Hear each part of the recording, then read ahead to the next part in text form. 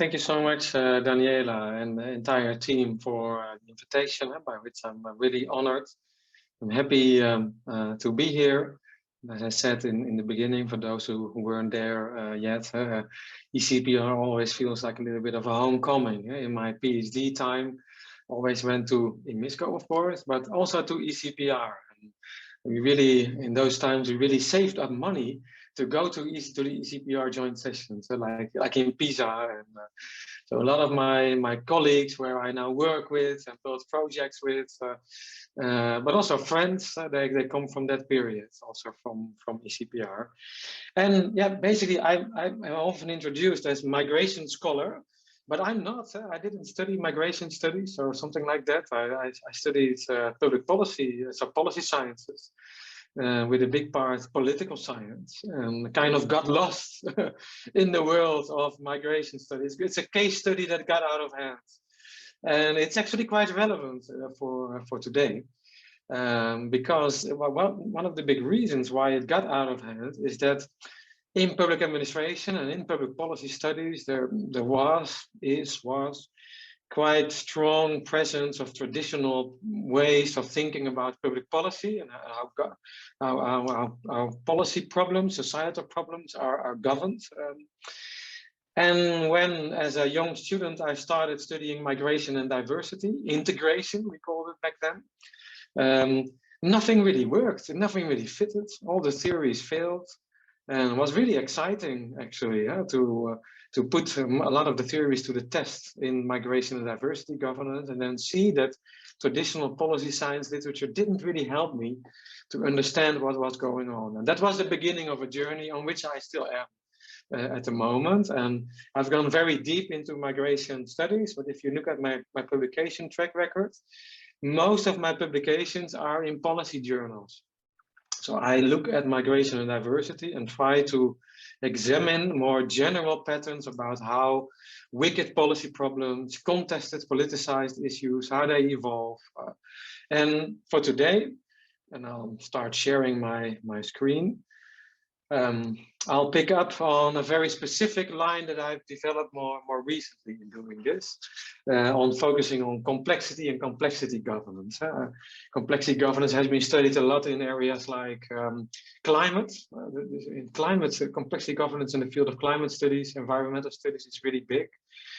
But if I look at some of the characteristics of migration and diversity, we tick even more boxes. But somehow nobody is well, not many people are talking about complexity governance in this area. So that's where I will focus on today, mainstreaming versus alienation in migration governance, and try to understand that from a complexity perspective. Well, this is basically the starting point of a lot of my work. The leading question in my work is, well, what is wrong with migration and diversity governance? Why does it so often derail? Why is it once in every so many years, once in every 10 years in many countries, it's declared a failure? Why is it often so contested?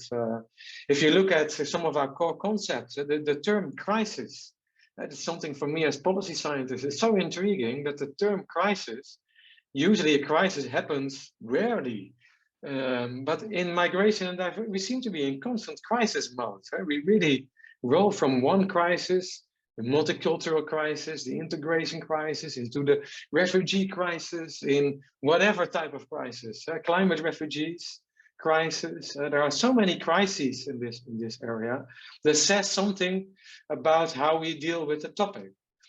If I think about the refugee crisis, it's primarily a tragedy for the people who are involved. As a crisis, I think we need to understand better, well, what type of crisis is it then, and a crisis of what? I think that remains rather unspecified often. Also in our field, we have so many concepts that are essentially contested. In policy literature, we always find that quite complex, how to make policies, but also how to monitor, evaluate, measure policies when things are very complex and contested. But in our area, it seems like we only have contested concepts. The concept integration, it's essentially contested. The concept migrant, it's essentially contested. Brussels has a different understanding of who a migrant is than the average sociologist, than the average political scientist. There are so many different interpretations. So how can you make migration policy if we don't have a good definition of it? Climate refugees, according to many migration scholars, it's the biggest category of migrants out there at the moment. But it's not a recognized concept. So what does that say?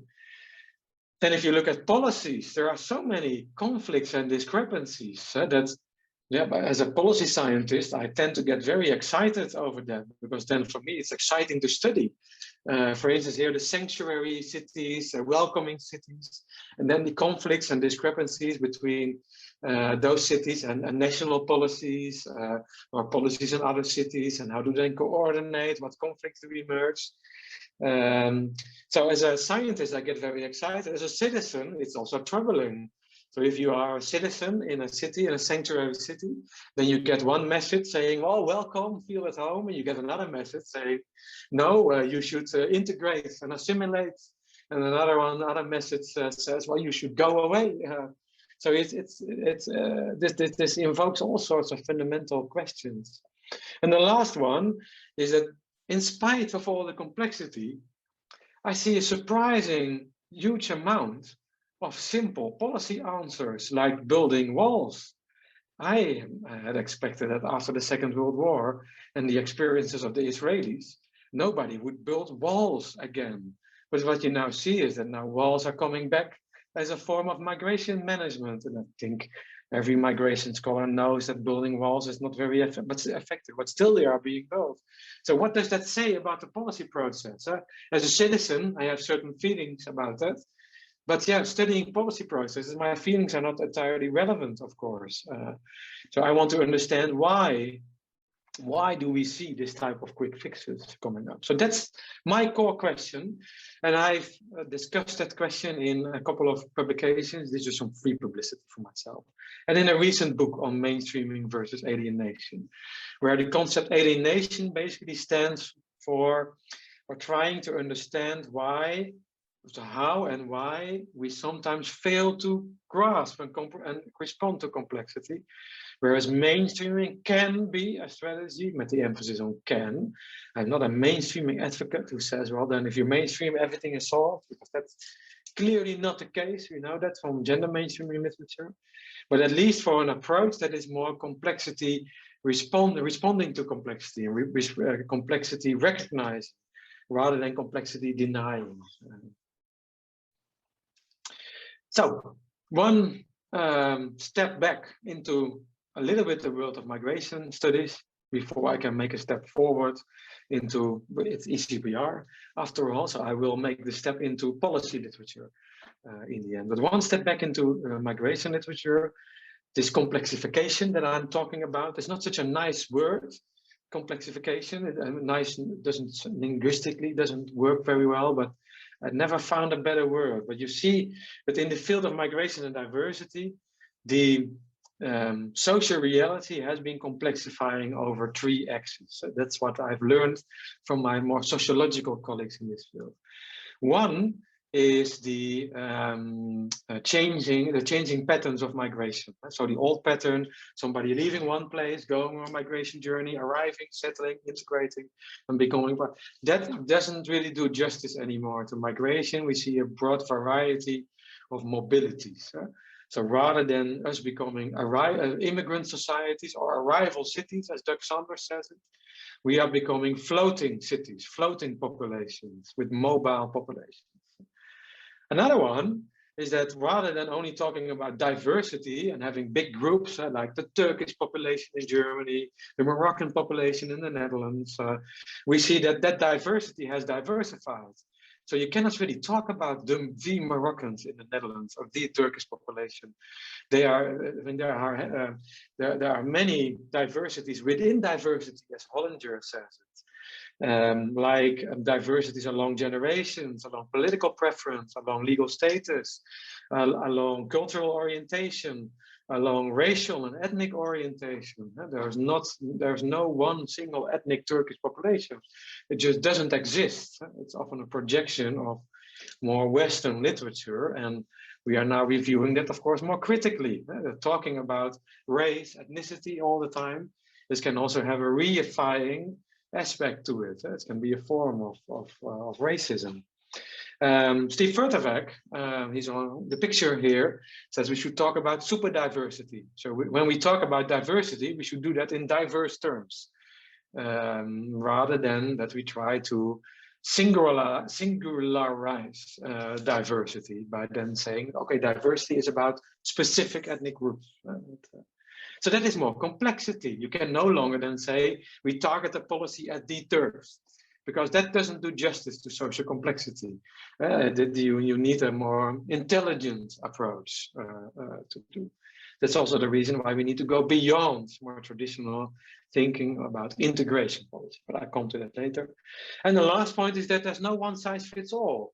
So all the big thinking about big national models, the French model, the German model, but also the multicultural model or the assimilationist model. Rather what we see, and here I try to bring some evidence from a recent project that we are in the process of delivering.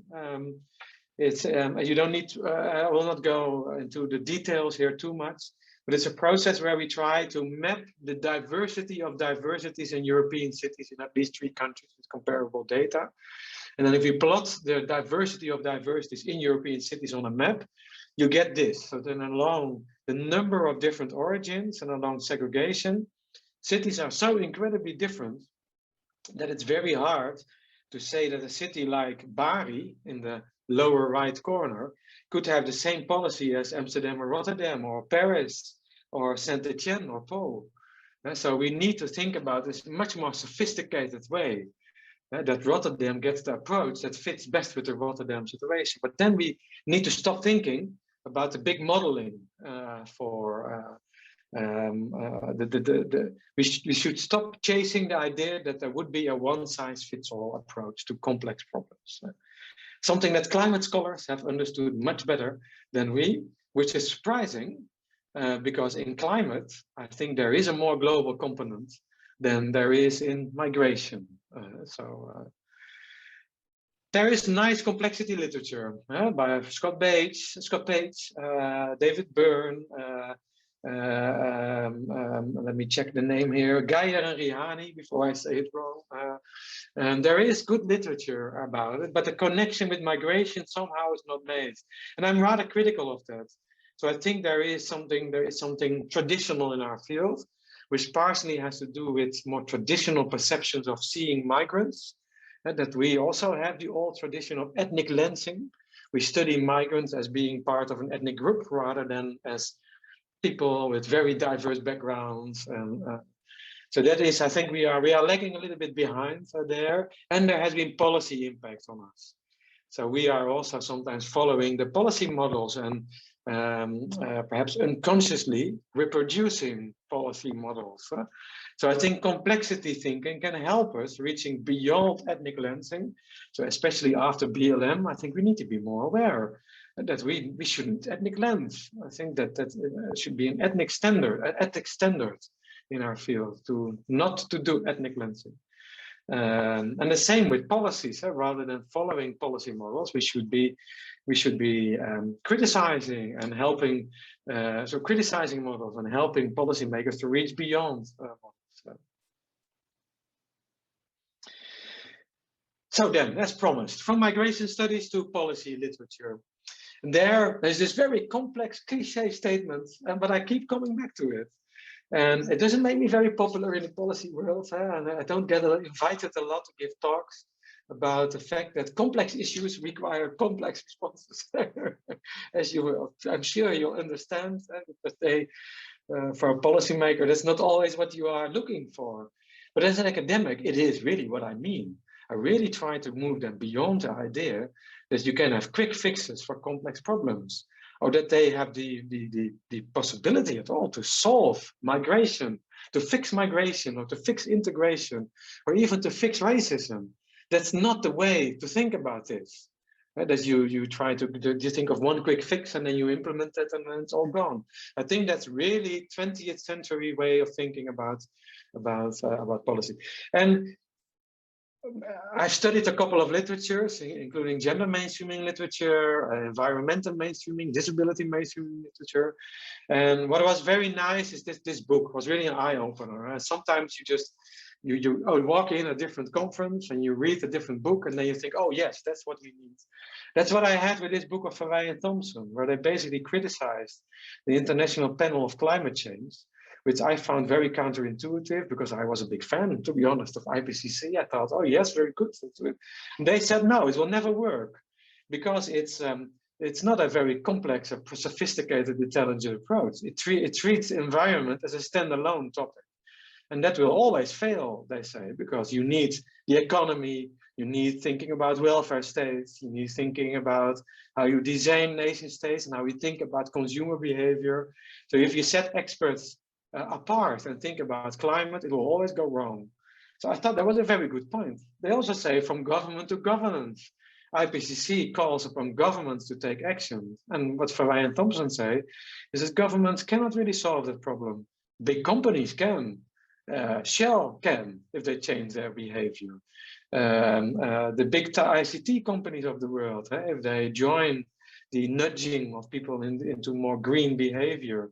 European Commission can, if it stops promoting students to embark or to go on airplanes and to have physical mobility. If they stop Erasmus Plus grants to students and saying to students, you should study abroad, and otherwise you haven't had a European study experience. So this type of mobility support. So there again, an IPCC is not really helpful. You need to change mainstream policies. It's a process rather than an output.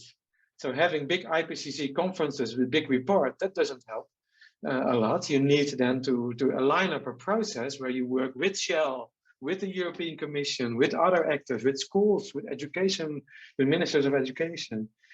And complexity doesn't have boundaries. So you shouldn't target just a couple of people, you should target everyone. So this is not just about the people active in the environmental sector. This is also about teaching our children in environment, for instance. It's about everyone, the whole society approach. Well, I was very inspired about this because it made me think of one of the books that made me choose policy sciences. This book by Helen Ingram and Anne Schneider and Helen Ingram about policy design for democracy, where they criticize democratic theory and say, well, a lot of the policy processes are not up to the task. They are just fundamentally incapable of dealing with very complex contested matters. And that leads to degenerative policy designs where some groups are privileged over others and where policy processes lead to suboptimal outcomes. And that leads to policy fiascos and fatal remedies, as others have called it. So what I'm saying is not entirely new. To be honest, I think when I wrote this book, I made a full circle and I was back with Schneider and Ingram again. And still felt even more admiration than in the past about what they had been doing. This slide a little bit quickly because I'm running a little bit behind my own schedule. This is more targeted at migration scholars, basically saying that if you then look at the current governance of migration and diversity, then I don't see a lot of this complexity governance. My colleague Adrian Pavel here sees a lot of strong belief in government and intervention. Migration government, is building walls, is fixing migration, is telling people that you could have zero migration. And that's not just Trump who did that. Dutch government also said, let's put a cap on migration, 10,000. In the end, they didn't implement it, by the way. But the fact that you could tell your voters that that would be possible, I think that's a big mistake. Integration, the whole integration discourse was about that we can intervene in integration, make it happen. It's a problem that we could construct as society. Then the positions of simplifying categorizations are already criticized. Ethnic lensing, my colleague Nina Glick-Schüller has been very firm about that. Ethnic lensing is very common also in academia. When you study one group and when you focus on one group, you almost inevitably contribute to a problematization of that group. And that's ethnic lensing. That's just problematic. And that's denying the complexity that often those groups don't really exist in social complexity. And it leads to a failure of control on the street level, on street bureaucrat level, with frontline officers. I think that's a better term. Something that I came across in my research a lot, where when you really talk with frontline officers, they are very frustrated because they get all those policy demands, but they are not, put into a position where they are capable to live up to the entirely unrealistic policy expectations that you can fix migration or integration. And that contributes to a crisis mode in governance and a crisis mode with those frontline officers. So that's why you have here the drawing of my daughter. No, not really, but this romantic fairy tale picture, because I think that's a little bit, if I try to be a little bit provocative, I think a lot of the policy processes are driven by fairy tales. And this fairy tailing that you can fix migration, build walls, do integration, and that ethnic groups do really exist, which is a racializing approach. So I think I see a lot of fairy tailing, and in my book I try to criticize that. So why is this fairy tailing there? I have 4 types of explanations, and I call them alienation. Alienation is a policy process where a discrepancy is created between social complexity and trying to understand complexity, and on the other hand, trying to deny it and pretend that it's not there and come with quick fixes. Even if you perhaps know or are told that it doesn't work, you still choose for an approach that doesn't really help you to get a form of response to complexity. So why is that? What is wrong with migration governance? So one point is problem alienation. So that is just failing to understand the problem, lack of a serious conversation with the problem situation, as Rein and Schoen called it in policy sciences. That can be sometimes due to the fact that you don't have adequate data, or that the data that you have are that the data that you have, you ignore them, or the data is ethnic lensing itself. I think about it. Some countries have data, compiled data on non-Western migrants, which gives the impression that that's actually one category, non-Western migrants. And if you have that information, it drives you into a certain direction. So this discrepancy between social complexity and trying to understand it, and problem information that simplifies complexity and that creates a policy processes where you act on the simplifying information, or you just deny that information with alternative facts. That's one form of alienation, problem alienation. Another one is institutional alienation. This has to do with that we have institutions who are sometimes just not capable to respond fast enough to social complexity. Think about perhaps the most straightforward example is the institution nation state and citizenship. This was designed in a different time when there was less mobility and when there was less diversity also. So how can we help those institutions then line up with complexity? See a lot of friction here. Think about dual citizenship. I mean, it's very common now. It's becoming a new normality in a super diverse world. But how can we help our institutions to respond? And if institutions fail to do that, then we have the famous example of institutional decoupling here. So that's institutional alienation. Welfare states is another example. I think we all want to preserve welfare states, but it has never been thought through very carefully. How do you, because welfare states need a solidarity, which often needs to be bounded. So what do you do with a welfare state if you want to have an open society? Another one is political alienation. This is the one that is most recognized in migration literature, where there is estrangement of complexity for political reasons, which may be political parties and populism, which forces simplifying interpretations. Populism can be leftist and rightist populism, by the way. Both can be simplifying in terms of migration and diversity.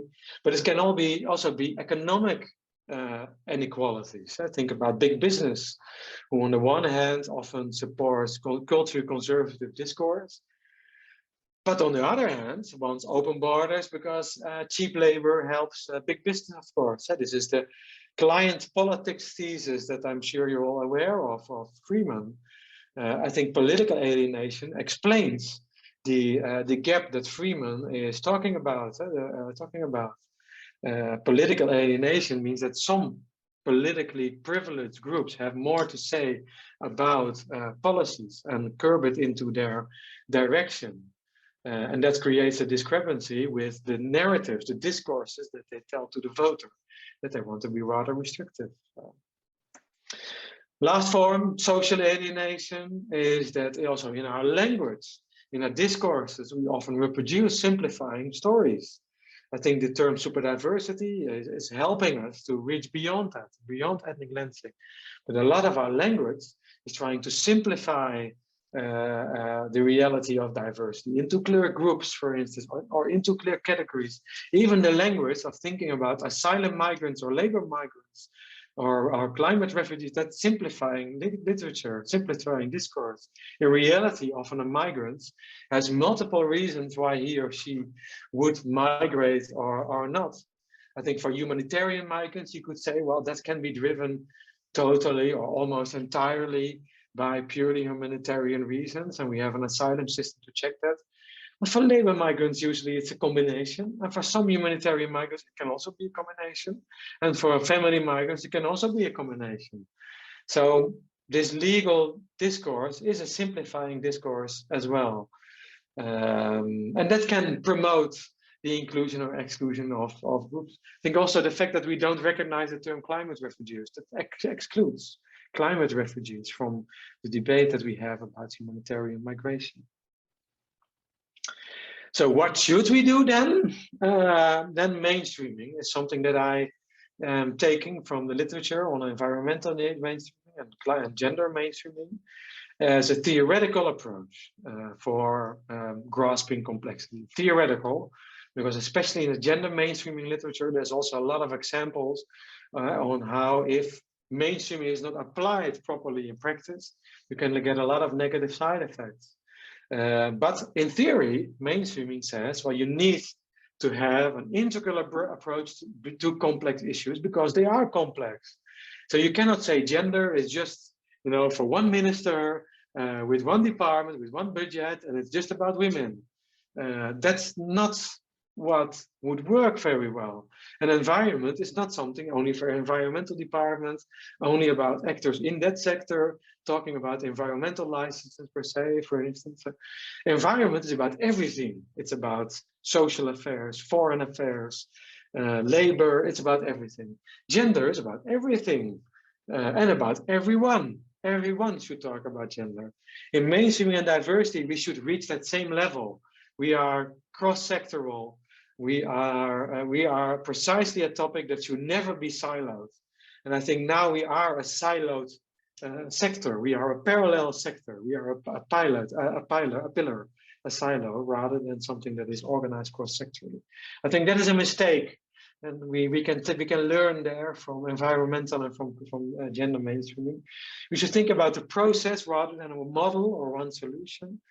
Well, I think I elaborated that point already. Think about complex actor networks. I think there we are making steps, but I'm often still surprised about how much we criticize governments, but then still put demands on governments. So then we ask governments to solve migration still. And I come back later with a counterintuitive example about the global compact of migration. Whereas a citizen, I would say, oh yes, that's very good. That's a positive direction. But as a scholar, I don't know, to be very honest. Is that a positive direction? Is that complexity responsive mode? Or is the belief that we can upscale this to the UN, come with a global compact of migration and then fix everything? Isn't that a little bit naive? Isn't that then the same as what IPCC was doing? Don't we need more diversity in our approach, more localizing, decentralizing? Wouldn't that be better? Isn't it a sort of is it a symbolic move to the UN, which can be very counterproductive because now cities feel even more alienated because they don't just need to listen to nation states. Now they also need to listen to the UN. That it doesn't feel very enabling to cities. And another part is targeting the whole diverse population. That's also something that we learned in Rotterdam. that focusing diversity on only migrants, that led to a first big backlash in our city. And partially that was also driven to the fact that policies were never targeted at the whole population. Also to help other Rotterdammers to come on board of diversity and try to understand the rapid transitions of their city. Okay, I'm almost there. I will skip this slide because I gave all the examples already, so I can move through that very quickly. I did Global Compact of Migration now, but I do want to conclude with one, where am I now? Yeah, one slide, and then it's the end of my presentation. So what does this mean then, mainstreaming? So my call for mainstreaming and integration governance, what does that mean now if we take a step back again as migration scholars, as policy scholars? I think we need to move beyond this constant debate about pessimism and positivism in migration, in the thinking about migration and diversity governance. And not this positivism that we can fix it, we can solve it, but also pessimism that goes a step too far. The constant criticizing that everything what governments do and what other actors do, it's all wrong and it doesn't help, because this polarization misses the point that there is, I wouldn't say middle ground, because that always sounds so tame, lame, I think, as Americans would say it then. But there is a middle ground which works far better, where we as scholars work with complexity, but then there are modes of coping with complexity. Complexity doesn't mean, oh, it's all complex, so let's just leave it. We cannot do anything anymore.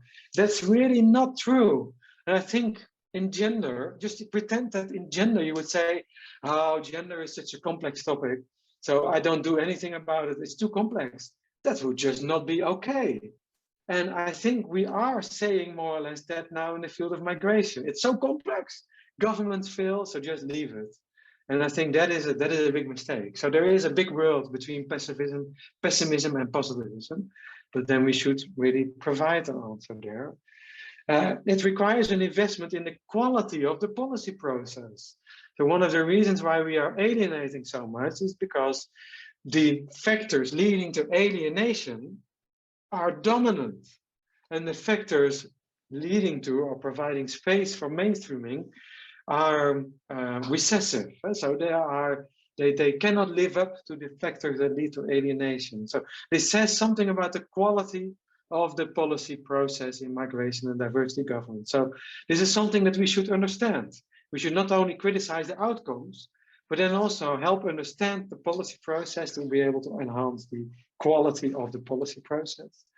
And one of the ways to do that, and here I stand on the shoulders of people like Beck, Bourdieu, and Rein and Schoen, of course, is to invest in the reflexivity of this project. Also reflexivity in research policy dialogues, that we help enhance the quality of the process and think about not only where is the complexity, so recognizing it, but also think about the modes that can help to do something about it, but also be self-critical. I think in migration studies, we haven't been also always doing the best that we can do, to put it very diplomatically, in terms of also understanding complexity ourselves.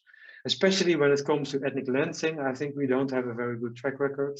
When it comes in terms of thinking about national models, we also don't have a very good track record there.